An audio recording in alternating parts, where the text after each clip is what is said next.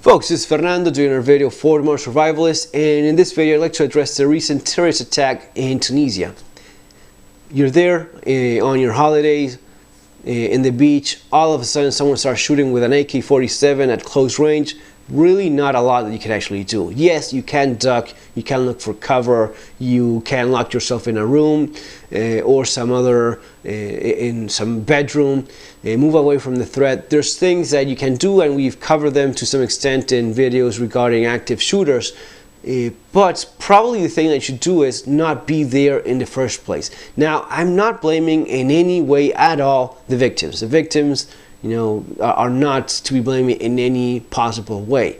The only thing that I'm saying is that especially after what happened in March of this same year, also in Tunisia, where 24 people got slaughtered by a terrorist in the Bardo Museum, maybe you would reconsider going to such a place. I mean, being completely honest, I wouldn't have gone to Tunisia even before the first terrorist attack, simply because it's a place that I don't feel inclined to go, especially not as on my holidays.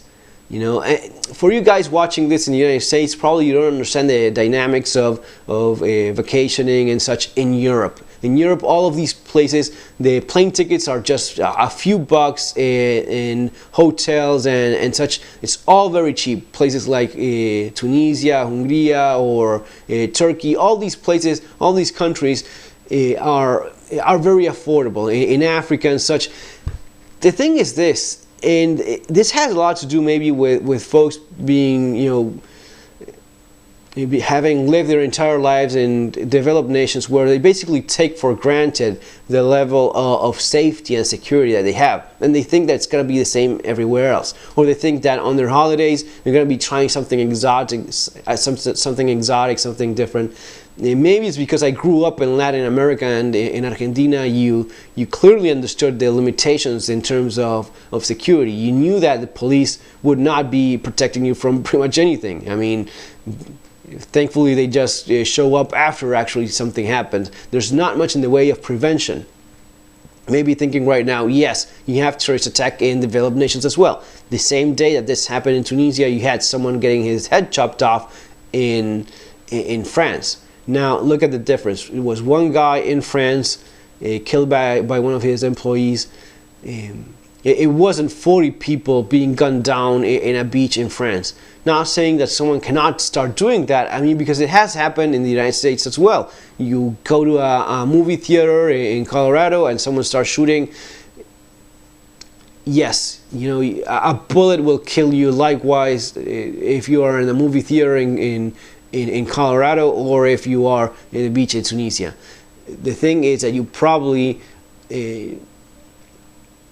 could have seen some of these possible problems happening in a place like Tunisia, where there already was a shooting rampage pretty much unstopped by the local authorities, and clearly showing a lack of ability to control such events in the country.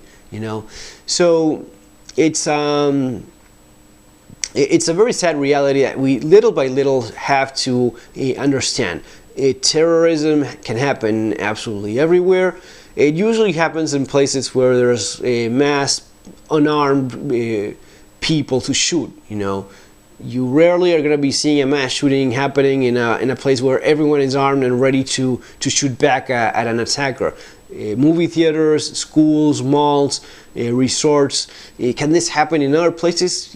Absolutely. I mean, it can happen in, I think that's more likely to happen in specific places such as main metropolitan areas. Some of the more, especially when it comes to terrorist attacks, terrorists are looking to make more of a statement, and usually it's going to be happening in well-known, recognized capitals, in Paris and in London and Madrid, all these places where you have lots of people, you have headlines easily written with those names involved. So it's an interesting thing that we no matter where we live, even if we are in much pretty safe countries, all these things can still reach us, and there's really not a lot of things that can actually be done. You know, again, yes, we have talked about some of those, some of the actions to take when there's an active shooter, but I think that most of all, and the lesson that at least I get from that is, if at all possible, you know, don't go to these places. Don't go to places where you know that the police simply will not have the kind of resources, and they don't have the kind of control that you can expect in other parts of the world.